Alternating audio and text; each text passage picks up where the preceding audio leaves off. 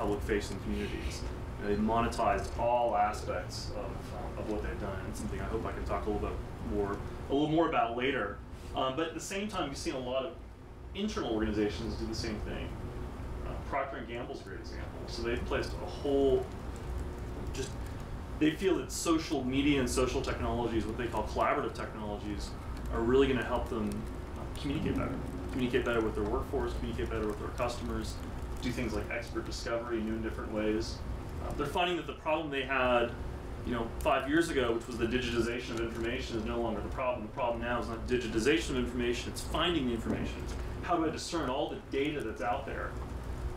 So the second trend that we're seeing is a huge emphasis on analytics. This is something we saw coming about 3 years ago. How do I go from collecting all the knowledge to now ciphering or deciphering all of it and figuring out what's relevant at just the right period of time? No company has done this better in my book than Amazon. Amazon looks at me and says, "Hey, you like to buy a lot of travel goods because you obviously travel a lot. You like to read Stephen King. You like fly fishing. You like this. You like that." Based on all that information and based on that analysis, here are of the millions and millions of products we have. Here are the 10 we suggest for you. And I think a lot of corporations are seeing the value of what that means for internal information sharing as well. The last trend that we're seeing in 2010, especially again from the platform side of the house, is integration. A lot of companies have recognized that the tool sets or the platforms they deploy, whether it be us, whether it be a platform like SharePoint, whether it be a CRM system, whatever it may be, they're not a hub and spoke model. Rather, it's more of a spider web these days. You're trying to figure out how to integrate all the different information systems together. How can I connect my support system to my CRM system so that when my customers log in and give me feedback about my products or services, I can then in turn link that back to the information I'm collecting about that customer. That's great. So a good segue into Mike with research and analysis. Well, I think the things that interest me are the organizational changes these things bring about, right? These are really disruptive technologies that are changing these core business functions. Marketing, public relations are about control over a limited number of distribution channels for information and sort of controlling the message that go out through those. The people who are going to be good at that function, sort of organization theory and a whole bunch of cases will tell you are not going to be the ones who are going to be good at the social media function. How do organizations adapt to that? The other sort of building on what Rob was saying is this shift between companies that have a really good gut feel about what the market's looking for and companies that are really good at analyzing the data that's out there and making analytics-driven decisions. So I've talked in a couple of my classes about, we had a guy in from EA Games, the CTO of EA Games, and I was asking him why are the media industries hurting so badly?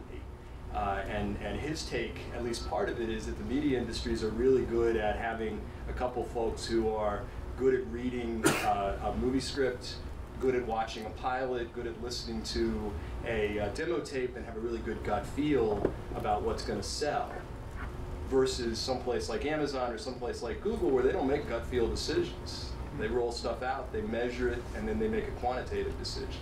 And they're having a hard time making that transition. Great, thank you. Rob brought up a really interesting point about privacy issues, and I think we should talk a little bit about that. The whole idea of, the value benefit versus privacy issues come up many times within our class, and we talked a lot about that. The impact, the value that you get out of a community is in part based on your role within the community, what you provide to the community, how you self-select yourself. But it's not so much the data issue, but it's more about who's safeguarding that data. How are they making it so that people, hackers, can't get access to it? We've seen a lot of people get their Twitter accounts hacked. I've actually had my account hacked and sent out a bunch of tweets about whitening teeth to all my followers. So how do we safeguard this? What policies need to be put into place? How do organizations need to look at social media data as opposed to other data to make sure that it's protected and private? Well, I can tell you there are a lot of laws out there, and I can click through them all, and they're all imperfect. The minute it's amazing how many laws we have, starting with laws like what I call ECPA, which is the Electronic Privacy Communications Act. And yet, if you want to lodge a complaint, for years you had to send in something in hard copy. I mean, what does that tell you about the law itself? And that might be one of the most forward-thinking ones that actually cover electronics. We're taking a lot of laws that were passed in the 1930s, 40s, 50s, and 60s and saying, yeah, we can read that to cover electronics, but there isn't any mechanism to do anything. It's like saying, yeah, we've got speeding laws out there, and it's always after the fact. So from my standpoint, from a purely practical legal standpoint, the best protection we all have is to keep educating ourselves about how we compromise or can compromise our own privacy, however inadvertently, and sometimes intentionally. For instance, you know, we've seen, if we're on Facebook, and there are how many millions of apps that we can get into, and they ask for our username and password, and we have now released whatever information we share that's accessible through that by using or applying for that app or enabling that app. Those are the sorts of things that we have to know what we're getting into. We visit a site, obviously there are all sorts of hidden and unhidden cookies, and they've got you. And it's just waiting for a time when they're going to get you. Then there are intentional ones. From an employer standpoint, an employer is very interested in protecting its good name, its product. There are those employers that overreach. But the bottom line is, when is a time, or when is the time when a person is most likely to agree to compromise or lower his or her privacy expectations? One of the chief ones has to be when you're applying for a job. And if as part of the application it says something like, if hired, I promise to obey all the social media and other electronic data and every other policy. And I don't just encourage you, but I don't just authorize you, but I encourage you to check whenever you would like. And I will even supply my username and password to you. And people do it to get a job. There was a question. Oh, but Professor. But you started on, it's our responsibility to educate ourselves.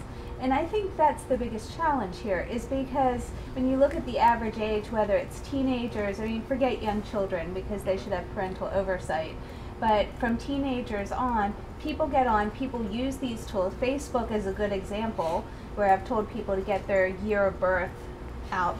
You're sharing information without realizing what's at risk. And I don't know, you know, you can talk about government bodies, you can talk about standards, you can talk about newspapers, I mean, but ultimately who's responsible, the attorneys, for sharing to the general public what actually they're doing? Because I think the average American, international, global person has no idea what they're doing. And or doesn't take the time. And the only amendment I might have said, and if I did, I'll backtrack on it. Bottom line, it may have to be our obligation, but I'd rather use the word it's our need, because whatever out there is imperfect.